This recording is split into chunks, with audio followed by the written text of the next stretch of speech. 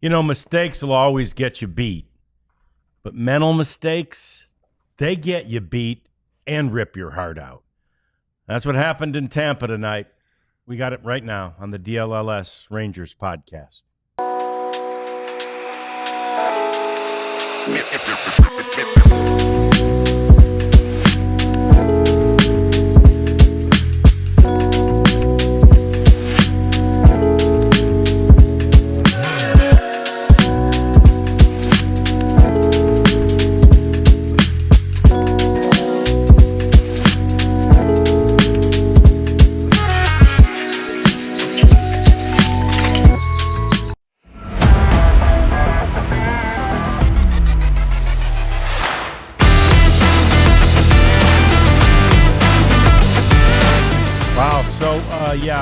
Dave Raymond called it a soul-crushing defeat on the broadcast. I thought that was a pretty apt description for this one.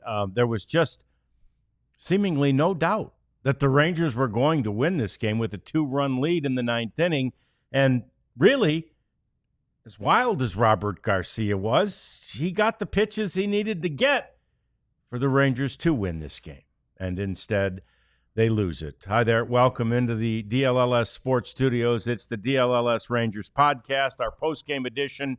John Radigan here, Jeff Wilson there. We've got John Anderson in for us tonight as the Prophet has a night off. So fun to spend a little time with John tonight. And it would have been a heck of a lot more fun, Jeff, if we were talking about the victory that almost seemed assured. It really looked good, and geez, 3-1 going to the ninth. Garcia's been really good. And then, he was wild, so he put some guys on base, which is never a good thing to do in a tight ball game. And then you had, defensive lapses, I guess. The play to Josh Young, he made a really nice stop. He did. Kept the tie and run from scoring. That's right. But didn't know where to throw it. And then the play that ended the game, I don't blame Marcus Siemian remotely for that. No. The first baseman was Josh Smith. Josh Smith is a shortstop, and he needs to understand that he doesn't need to go get every ball. I don't blame Robert Garcia for not covering first because the ball was hit where the second baseman, it's a can of corn. It's an easy play. Yeah. Now, should every pitcher go over there? Yes. But the situation, the loss was on Josh Smith going too far from the base. Yeah, I don't really have, you can point a lot of fingers in that ninth inning for sure. But if you watch that play, Marcus Siemian barely had to move to get it. Right, and the thing is, Josh, you almost feel like at some point it would have occurred to him, and you'd see him like plant and turn back toward first. He just kept going towards Marcus, towards second base. I don't know what was going through his mind. Yeah, and obviously, I hate that I'm not there to hear what the manager and the players have to say.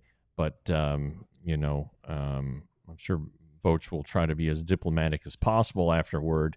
But a lot went wrong, and again, for this team, struggling to stay in contention with an offense that's not very good. And they just can't do that. They can't make mistakes. And they did it yesterday with Kumar Rocker.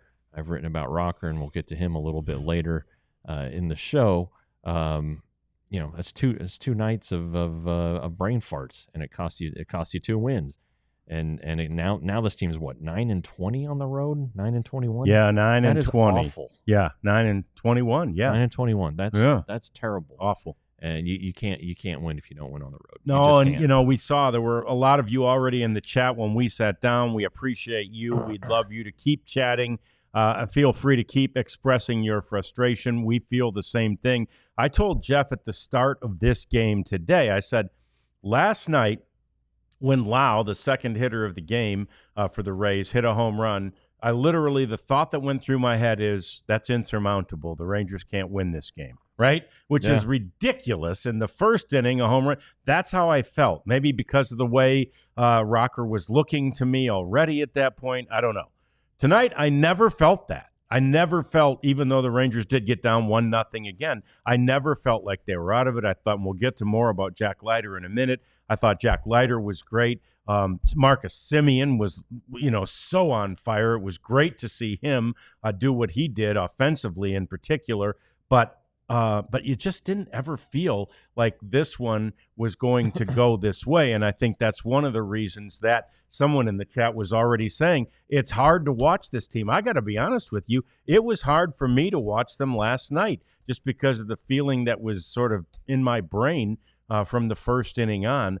Tonight, I never had that, but I understand. Yeah, it's hard to watch a ninth inning like that. It is. And, the game was set up exactly as the Rangers designed it. They had a lead going to the ninth. They got through the seventh, the sixth with Hobie Milner, then the seventh with the great Milner and Sean Armstrong. They got through the eighth with Jake Latz, which probably isn't how they drawn it up, No. but they had talked on the last homestand about giving him some leverage situations. He did great. Yeah. So then you go to the guy who's your closer, even if he's not a closer, and but it's set up the way you wanted it. And he was facing some left-handed batters in that last inning. It was the heart of the order, but nevertheless, some lefty hitters in there, and he didn't get the job done. And again, the walks did it. Maybe you could argue that Josh Smith should have never been in that position because the walks, the outs should have been recorded. Whatever you want to say, however existentially you want to think. The bottom line is that the play that would have determined the game was mishandled by a guy who shouldn't be playing first base. Yeah, he's out of position. He's not a first baseman. He plays there. I guess Jake Berger had a DH day. Not sure he needed it, but that's what happened. And I wonder if that will be curtailed going forward. It might need to be. Berger did have a home run in the third inning, scored the first Rangers run. The Rangers runs all came on solo home runs, 2 by Marcus Siemian and that 1 by Jake Berger. I thought the same thing, though. It felt to me like that, and we've talked about this a lot, you want to keep Josh Smith's bat in the lineup. And so it felt to me like today was one of those days where Boch is like, well, let's give Berger a little rest, right? Yeah. But didn't Berger sit? Did he sit last night? No, I don't recall. Seemed like Josh was at first base yesterday too. If you're going to give somebody a day off at this point and get Josh Smith into the lineup, the answer is Corey Seager. Yeah. 2 hits since he came back. But we got a guy who's coming off the IL, a critical piece here, and give him a day off his legs. Give him a day off his legs. Put Josh Smith out there. First base is not the place for Josh Smith, and he's doing a serviceable job, but I don't think Jake Berger would have gone for that ball. Right. No, I don't think Blaine Krim would have gone for that ball, Nope. or Justin Foscue or Nathaniel Lowe. I think that Josh Smith and an experienced first baseman would have let Siemian take that play, or known to let Siemian take that play. Yeah, and again, to your point, the fact that Robert Garcia didn't cover, I mean, Robert Garcia sees the track of that ball and doesn't even consider that Josh Smith wouldn't be standing on first base. For sure. And, all right, so you got to always prepare for the worst. But, if you look at Robert's delivery, he goes over to the third base side, so it's a tough cover for him anyway. So Misty Leon talked about Martin, and he didn't pitch. It sounds like they don't trust him right now. It's weird because his command wasn't very good Tuesday, and he just played catch Wednesday. He did warm up, and I really thought he'd be coming in the 8th instead of Latz. And then he didn't come in. I hope that's not a bad sign, right? That we were talking about maybe hoping that Chris Martin would hear that pop in the bullpen, but. Anyway, since he did warm up, and it's not like that's unusual for a guy to warm up and not pitch. I mean, that happens all the time. So we don't necessarily need to read anything into it, but I kind of felt like after warming up, he would be in and never was. So, but again, Jacob Last did a great job, 1-2-3 inning for him in that 7th inning and 8th inning, I guess it was. Yeah, 8th inning. And then the 9th inning, it all fell apart. And 2 singles and a walk by Robert Garcia after the first out. He got Lau, who's been really hard to get lately, and then he allowed 2 singles and a walk. And of course, with all that traffic on the bases, it accentuates the necessity for perfection, right? Yeah. Well, the walk was the big one. The single, all right, you can live with that. Even though I kind of thought Josh Young could have had that ball, and then the walk to Aranda, who's a left-handed hitter on 4 pitches that I think you and I would have gotten closer to the strike zone. Yeah, he couldn't find the zone. And that's probably the at-bat he wishes he had back, because he did get, after the hit that made it 4-3, he got a first pitch fly ball to right field that wasn't hit very well. And again, the ball that technically won the game was not well hit. It should have been an out. Yep. Yeah. Yeah, it was very, very difficult to watch the end of this game. It was a surprising outcome, a disappointing outcome, and we've said it before, and maybe now we're saying it too much. So something needs to be done about this. This isn't how the Rangers have been losing, right? It's been a lack of offense. There was no lack of it tonight. There was enough, right? They had enough to win. But these kind of mistakes, and especially mental mistakes, is not characteristic for the way this team has been losing baseball games. Yeah, and you've seen it probably. We talked about it the other day. There was that sloppy inning on Tuesday in the 6th, and there really hadn't been an inning like that. I pointed to the Saturday White Sox game. That was a bad inning. But this has been three games in a row where the fundamentals have slipped, and Bruce Bochy preaches the fundamentals, and people who want Bruce Bochy fired, you're out of your mind. You're crazy. Don't even go there. It's just that this team, it's on the players at this point. I mean, what else can Bruce Bochy do? He's altered the lineup. He's used pinch hitters. He's done all kinds of things. He's tried to mix and match out of the bullpen. He's playing the hand that has been dealt to him. And right now it's a team that can't hit, a team that is just making mistakes they shouldn't be making. And maybe it's because they're not winning. Yeah. Maybe their sphincters got a little tight there in the ninth. I mean, let's consider that too. They have to win games, and they're not doing it. And you saw Josh Young looked like completely defeated, and even in real time. And when he walked off the field, it wasn't very good either. I would say though that it's not characteristic of the team. There's a Gallagher Champ, our guy Gallagher Champ, says that maybe it's a characteristic. I don't think it is. I think if you look at the 60 however many games they've played, you can't. We can point to about 3 or 4. Very many instances of this. In fact, been praising the defense and how good it's been. So this is but when you add bad defense to bad offense, and an unsure closer, that's a terrible combination. Yeah, and frankly, it's not just us that were praising the defense. The numbers were indicating that they were one of the top 5 defenses in the American League, despite the record, which is now 4 games under 500. So, they're headed in the wrong direction, and they really, really have to right this ship. They're 1-9 in their last 10 road games. That's not very good. That is not good. So we'll get to the rest of this road trip a little later on in the program. We will also get to some other things happening around Major League Baseball today. But coming up next, let us talk about what happened yesterday and the mental mistake and what it rendered. That's coming next. It's the DLLS Rangers podcast. John, Jeff, what is good? Come on. It's these dang Frosties from Wendy's. And Wendy's, if you love the classic Frosty, big news for you guys. There are all new Frosty Swirl and Frosty Fusion flavors you can get in either chocolate or vanilla. Same creamy treat you've always loved, now with a bit of a refresh. There are all kinds of flavors. All right. How about, I believe this is the Oreo brownie. You have the caramel crunch. Yeah. There's Pop-Tart strawberry.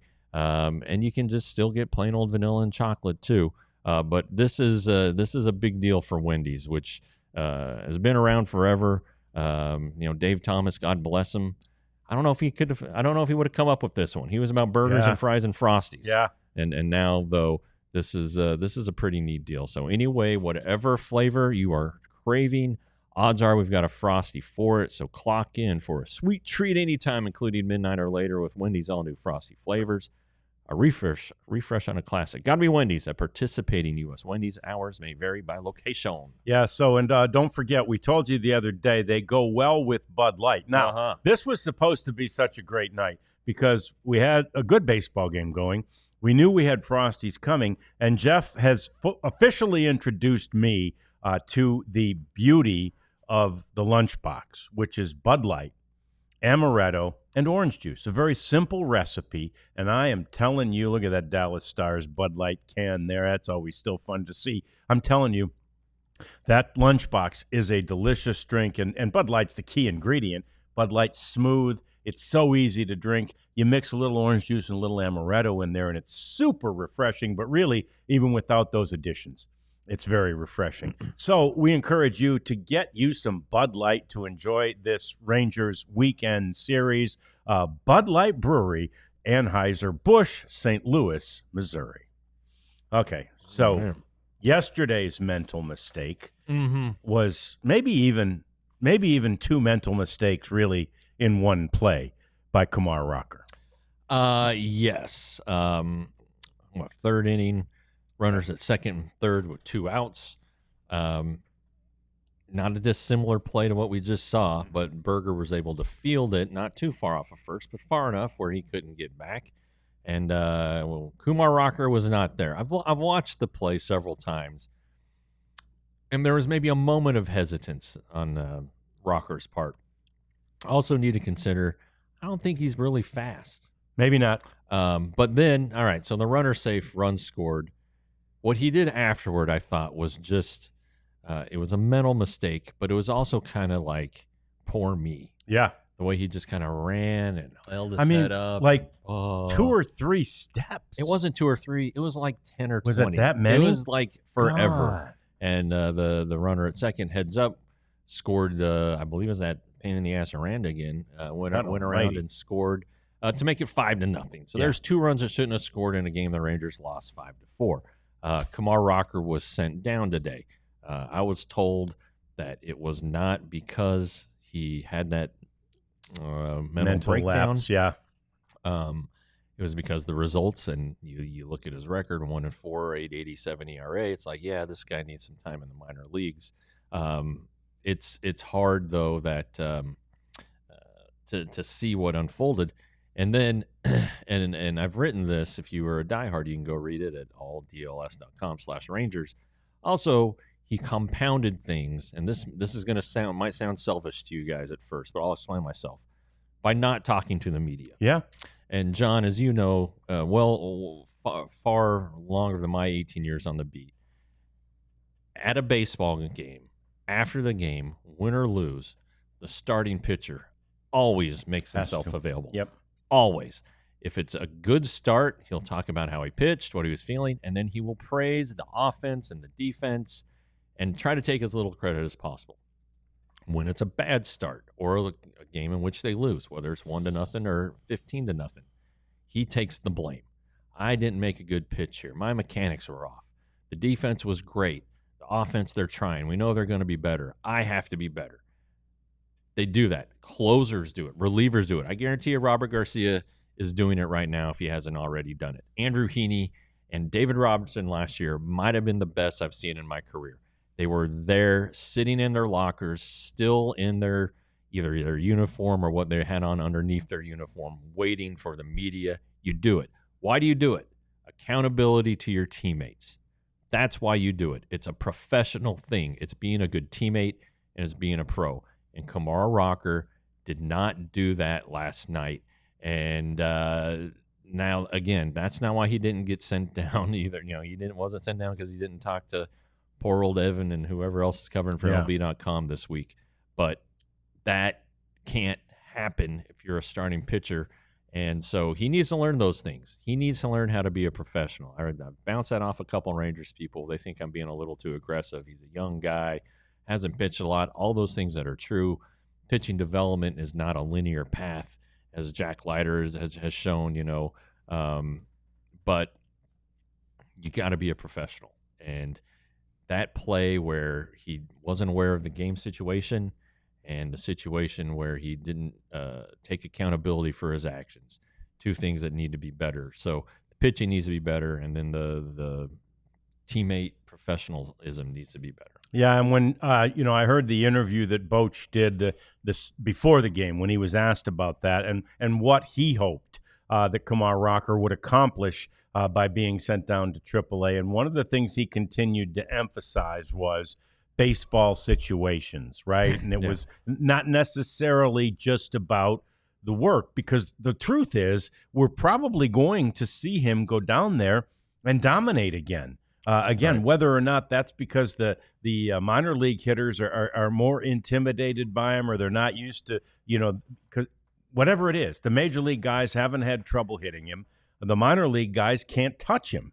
So the reality is he doesn't need to go down there necessarily to get that work, but he needs to go down there to be in baseball situations over and over and over again. And Boch said his exact words on this one were, those things need to be second nature to him, right? 100%. And that's what it needs to be. He doesn't need to have to think about, oh my gosh, I'm supposed to cover first base. He's supposed to cover first base. He doesn't have to think about, oh, wow, there was a guy on third or second or wherever the hell he came from. He needs to turn around and assess the field and make sure he knows whatever. But they teach you that in Little League, Yeah, and gosh, and because he is a talented guy, and we all know his path.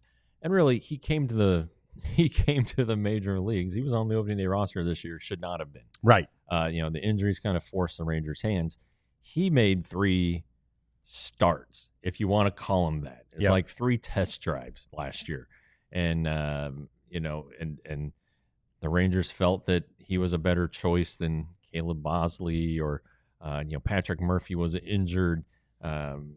Adrian Hauser, who I really thought should have made the team over Rocker, but they went with Rocker. All right, fine. Doesn't pitch well, pitches well. Doesn't pitch well, pitches well. Doesn't pitch well, doesn't pitch well, hurt. All right, comes back feeling good about himself. 2 dominant outings that kind of were in the vein of what the Rangers used to promote him last year. Last night, just it didn't work. And really, if he covers the base and that out's made, it's 3-0. And he, you're like, okay, he got out of that. Yeah. You might be having an entirely different conversation. Like, hey, that was good, and then he comes back out and maybe finishes that inning. But it does, because he had to throw a bunch of extra pitches after that. So he does need to go to AAA. And I saw somebody say PFPs, pitching fielding practice. Yeah. And that's 100% right. He's going to get a lot of PFP at AAA every day. But I tell you what, there is I bet there's no team in the major leagues at spring training who does more PFP than the Texas Rangers. Mike Maddox believes in it. They go through all kinds of situations. And remember who Mike Maddox's brother is 18-time Gold Glove winner Greg Maddux. And Greg Maddux says, if you can make 3 plays in a game as a starting pitcher, that's 1 inning. That gets you 1 inning further into a game. That was Greg Maddox's philosophy. It's Mike Maddox's philosophy. And believe me, Mike Maddox is unhappy about the issues here with the pitcher's fielding practice. That's one of the reasons why he was hired. Remember, in 21 and 22, Rangers pitchers were dead-ass last in fielding in the league. And Mike Maddox comes in and turns that around. I remember Martin Perez huffing and puffing one day after PFP saying, why are we doing all this stuff? Well, this is why, Martin. Yeah. And you know why. And you did a pretty good job fielding your position. But it is something that I'm going to guess will be addressed before batting practice on Friday. So this is a Wendy's Frosty Take segment. No. Since we've been talking so much about Kumar Rocker, a Frosty Take is something we got wrong not long ago, like yesterday. Let's see how this Frosty Take took. It's all there, though. I mean, when he's healthy, as he is now, the Rangers believe that they have something special on the stuff side, but also just the competitor that he is, the mound presence that he has, all those things that scouts love, Kumar has. And so that's kind of the package you're looking at. He seems very unflappable. And then he was flapped all over the place. I better finish this beer. That's one of those that they say on the social medias. They say that didn't age well. It did not age well. That was yesterday. The good news is it didn't have a chance to age. No, it didn't age much. No, it's not like a fine wine.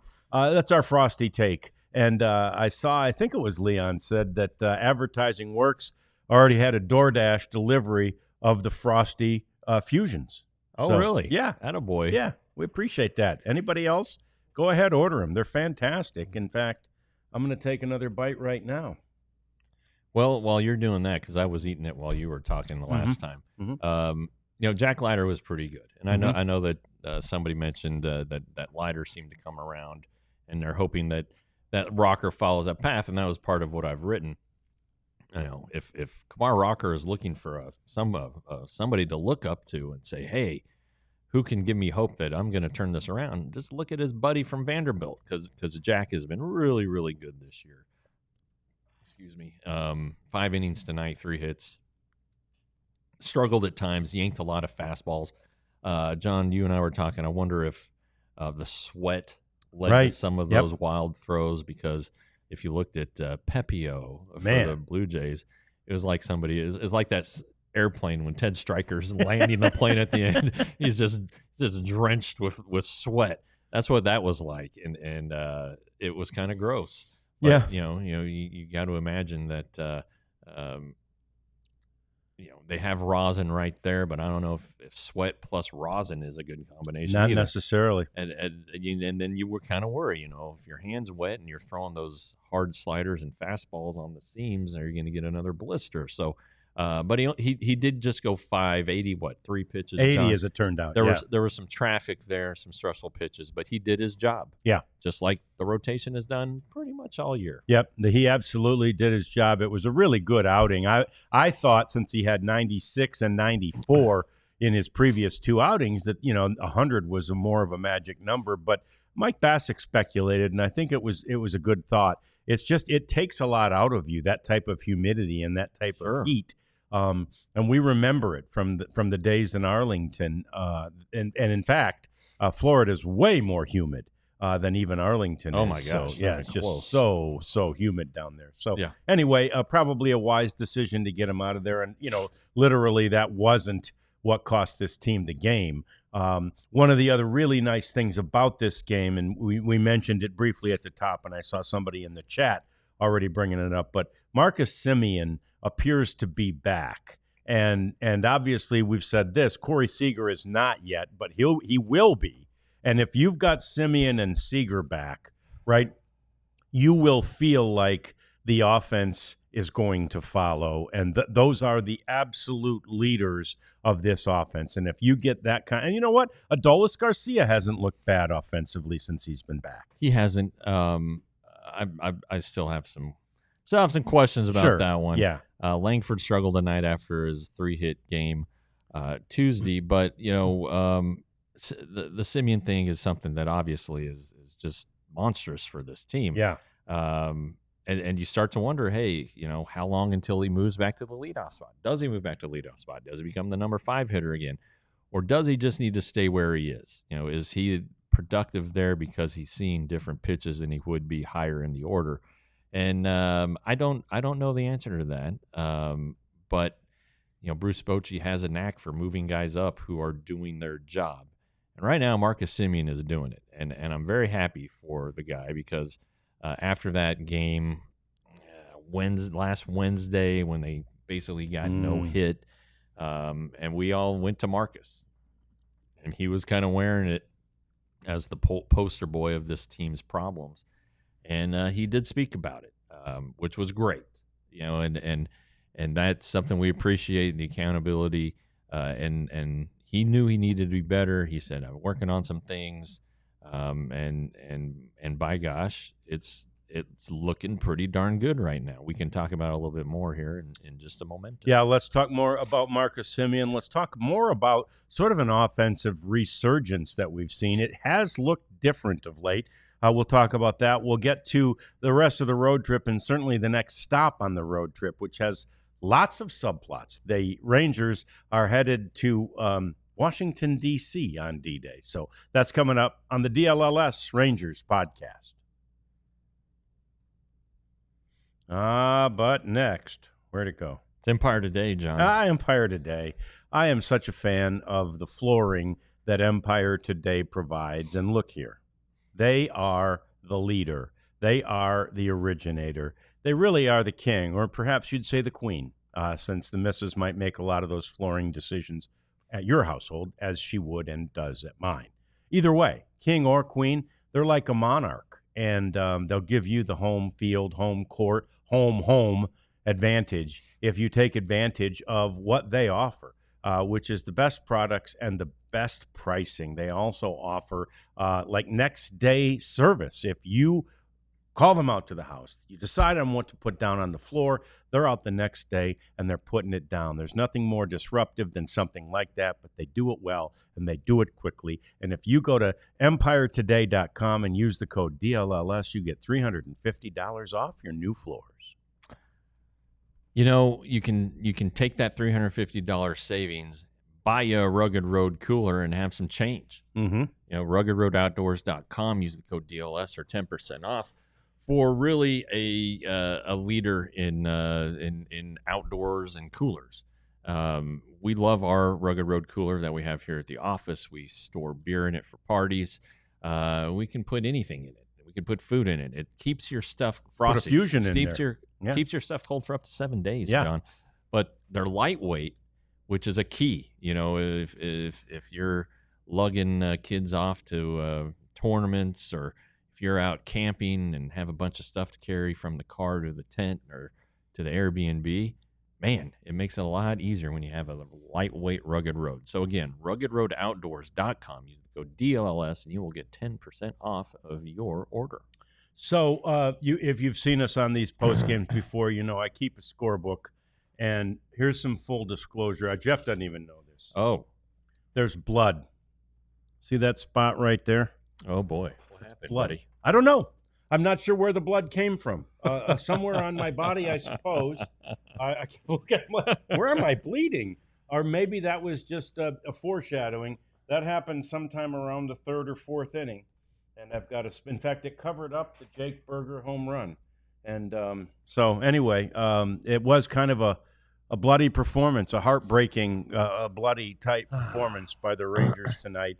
And they are swept by the Rays, you know, I guess, fortunately, whatever. For them, they swept the Rays earlier this year. They've split the season series 3 games apiece, but none of that softens the blow of this series, where there were, you know, a couple of very winnable games, if not for mental mistakes. Yeah, could have won the series pretty easily. Really, some comments from the while we're on the positives. All right, let's finish up Marcus Siemian. Yes, please. Who's just been great. He now has hits in 11 of his last 18 at bats.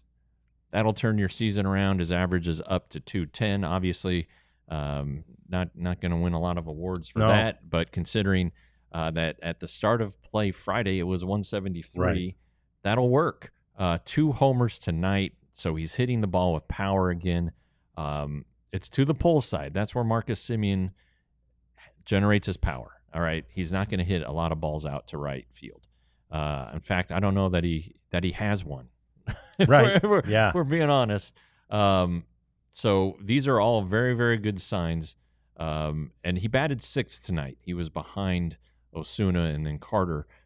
So I don't know if you're Bruce Bochy, if you're going to be inspired to move him up in the order so soon.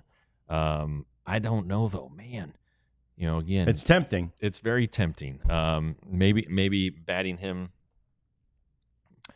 first. That puts if you still have either way. Maybe you can move Corey Seager back to second, and then drop Wyatt behind Seager, so you go right, left, right. And then what are you going to do with Josh Smith? He's still one of your best hitters. So anyway, there are options if that's what the Rangers want to do. But I think right now, just enjoy the ride. And once again tonight, I mean, I think it's all skewed too by the fact that you're getting absolutely nothing out of the top 4 hitters in the batting order right now. Yeah. Right? Again tonight, I mean, Josh Smith had 2 hits, an infield single and a single to lead off the game. Other than that, nobody in the top 4 had a hit tonight. No, I take that back. That was an intentional walk. Yeah, nobody had a hit in the top 4 except 2 by Josh Smith, and that's after an 0 for 16, or I think it got to 0 for 22 over the first 2 games of this series. You got to get more production than that out of those top 4, and then if you're getting that production, I think it's easier to decide where to put someone who's hot, like Marcus Siemian. But right now, I think in the interest of kind of restarting, having another leadoff hitter doing it by thirds, although 6th isn't 7th. He's been 7th a bunch, but but I could see him being in that 7 spot just for that. That's the next third of the order. Yeah, it's lineup construction is always tricky because you're also trying to stay out of too many strikeouts in a row and too many slow guys in a row and trying to avoid the double plays and things like that. So it's hard to do. Carter has had good at bats the last couple nights. I know he struck out in his at bat tonight, I believe, but it feels like Evan Carter's going to give you a good at bat, and that's what this team needs is good at bats. I still just you hope, and to your point earlier, you said it looks like things are kind of turning around offensively. I don't disagree with you. I know Tuesday was kind of a stinker, but they scored 4 and 3 runs, which is actually probably right about above their average this season. It'd be nice if those home runs tonight would have come with a guy on base. As the saying in baseball goes, solo home runs don't get you beat if you're a pitcher. And sure, well, it proved to be true tonight. It's still just kind of a mess. You need guys to get collectively hot. When you see Siemian hitting there in the 6th hole, well, gosh, then to your point, nobody's hitting at the top of the order. Right. Get somebody on base ahead of them. Yeah. And Alejandro Osuna looks like he's kind of struggling a little bit right now after a pretty little nice start to his career, getting on base in his first 7 games. They're just answers that have the questions that have no real answers. No doubt. And look, that is the Osuna situation is guys adjusting, right? They didn't know what to expect out of this young man. And now they've got tons of tape on him now, 10, 12 games of tape on him. So they're all adjusting to him. Now he's got to adjust back, and that's the game.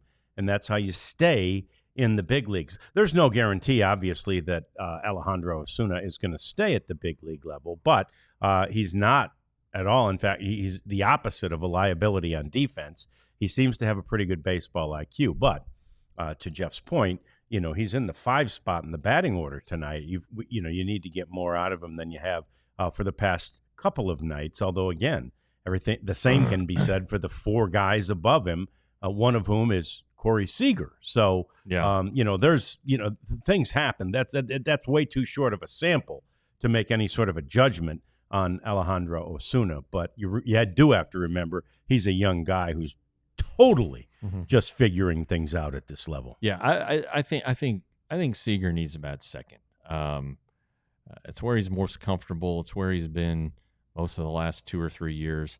I would put him back at second. Even if you have to go lefty with Smith Seager, I would do it. But then that brings into the question the Siemian thing.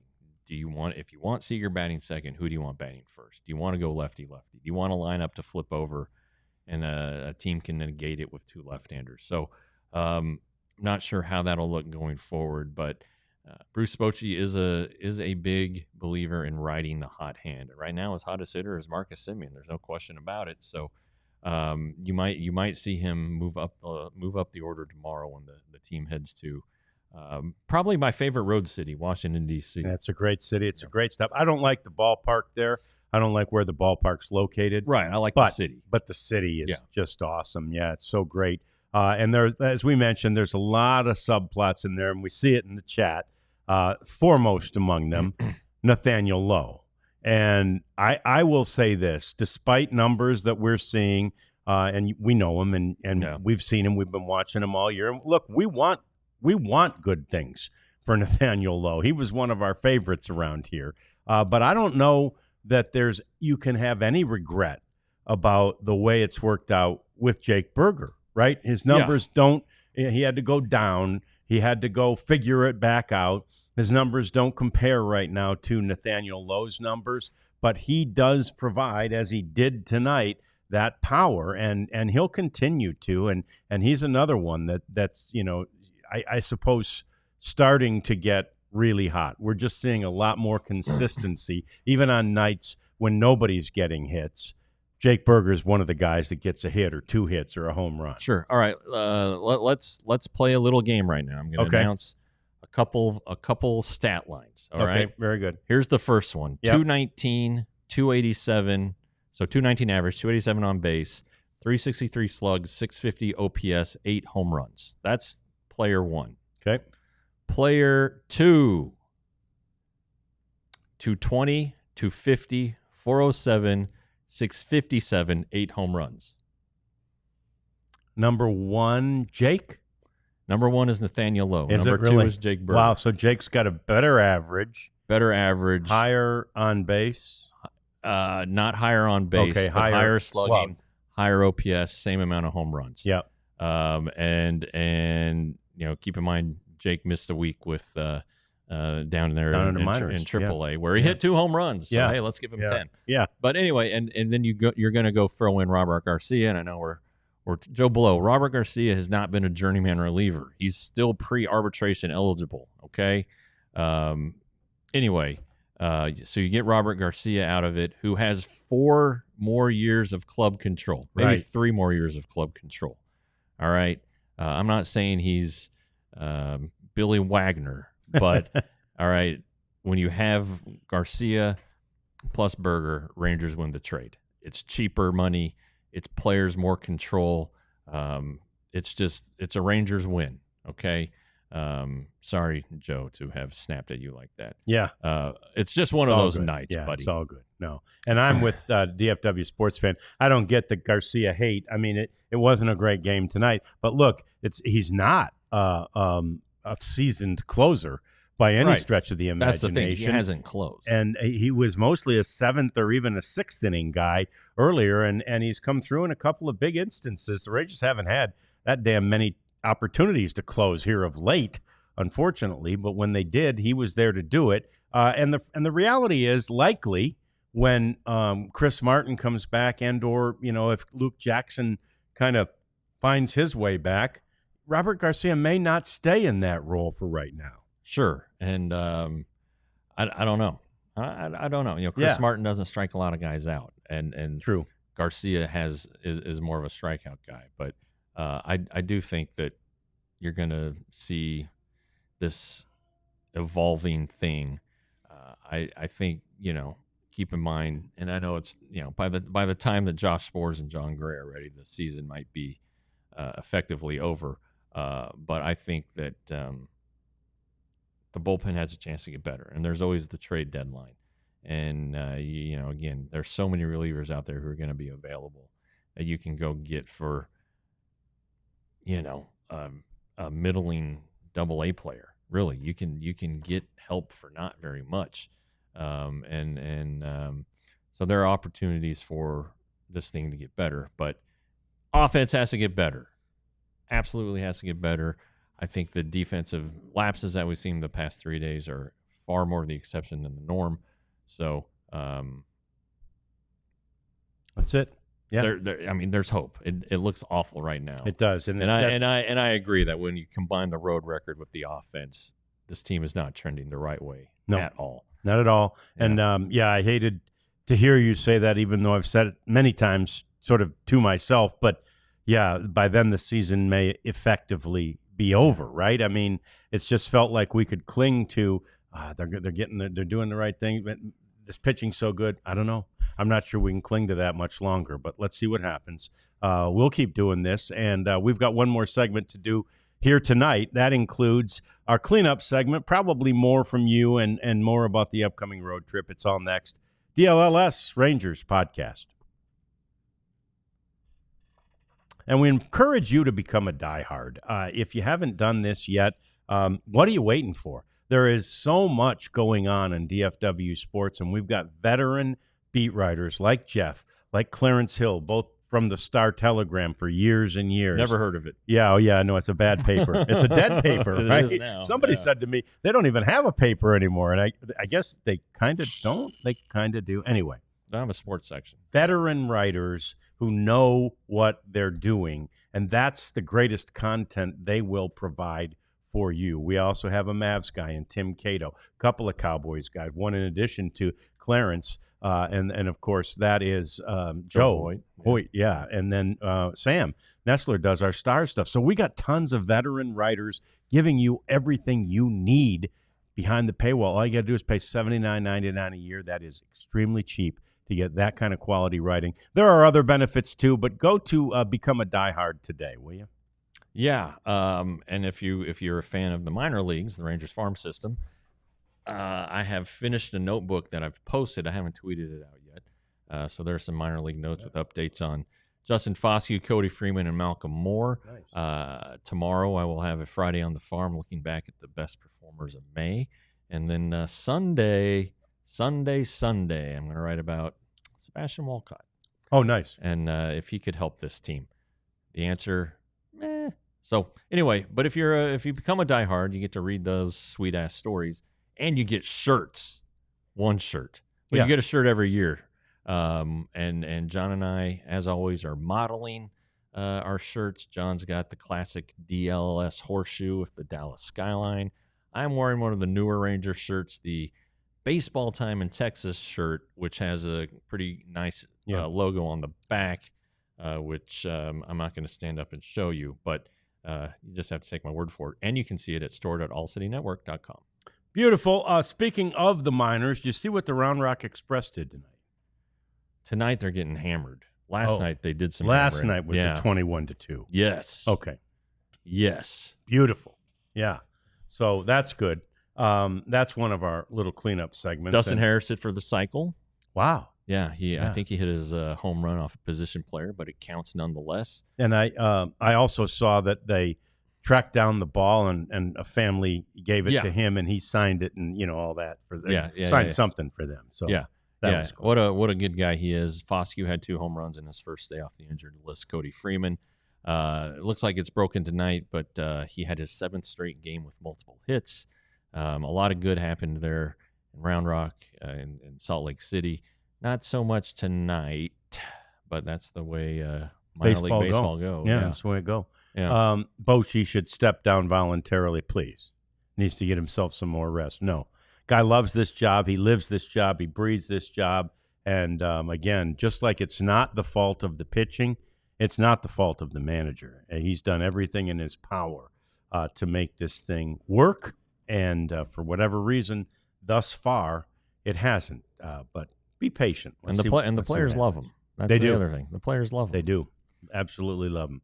So that's not going to happen. Other things in baseball here. Did you see what the Diamondbacks did? I saw somebody talk about this in the chat. The Diamondbacks swept the Braves.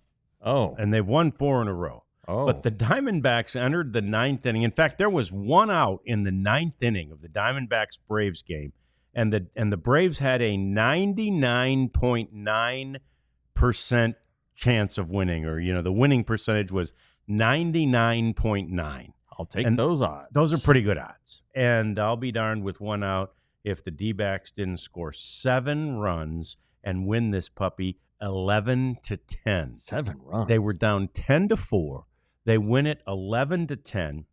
In previous games, when they have been down by 7 runs in more than 6 runs in the 9th inning. The Diamondbacks were 0 and 419. Well, I saw the opposite of that was like the Braves hadn't lost a game like that since 1973. Right, 766 in a row. Yeah, that when they're up by 6, and so this is 0 and 419 because the Diamondbacks haven't been around as long as the Braves have. But man, what an amazing comeback, and why can we never see one of those? And I heard Bassick talking about it last night, and he's right.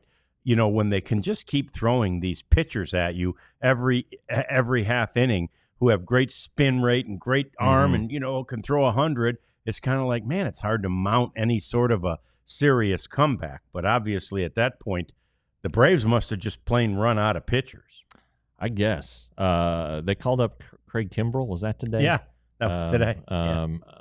But as we know, Bassick was part of the biggest comeback in Major League history. Mm-hmm.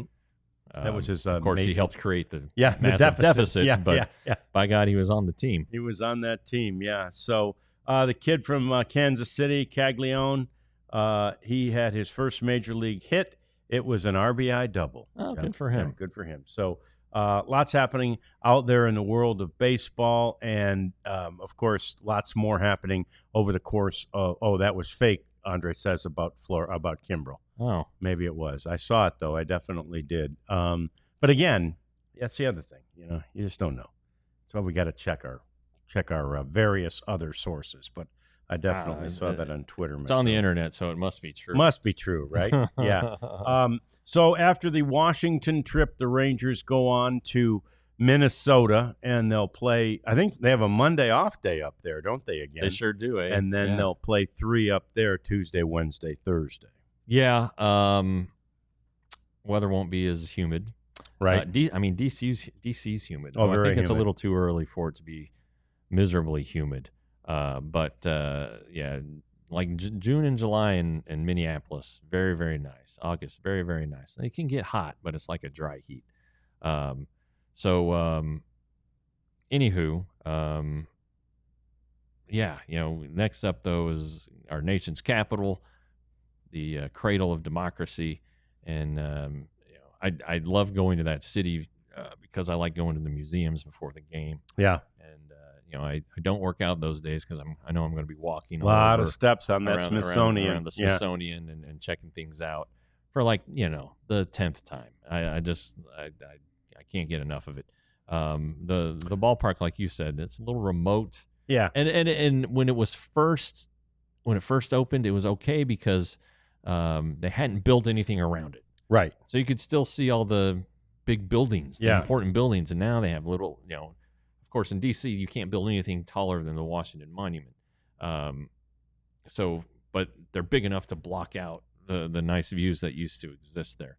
And truthfully, it never has emerged into a nice area. It was built in an area that was sort of full of blight, and the idea was to make it this beautiful, new, hot-to-go Georgetown type area, right? And it's just never developed. Yeah, it's not. It's definitely not Georgetown. No, it's definitely there. not.